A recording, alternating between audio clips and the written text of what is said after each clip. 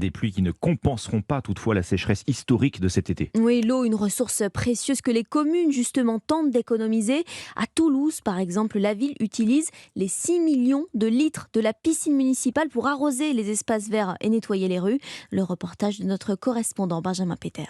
Les 4 pompes tournent à plein régime au bord du bassin d'été de la piscine Nakache, l'un des bassins de nage les plus grands d'Europe, de 150 mètres sur 50.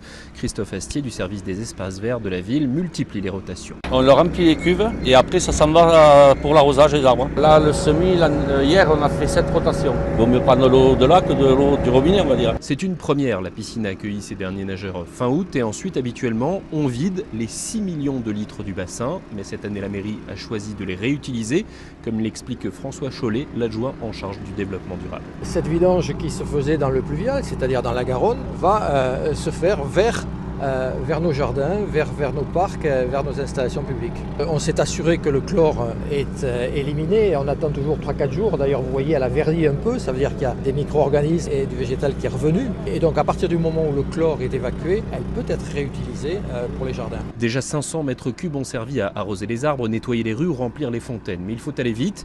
Toute l'eau ne pourra pas être utilisée. D'ici une semaine environ, la prolifération d'algues rendra impossible ce réemploi. À Toulouse, Benjamin Péter, Europe 1.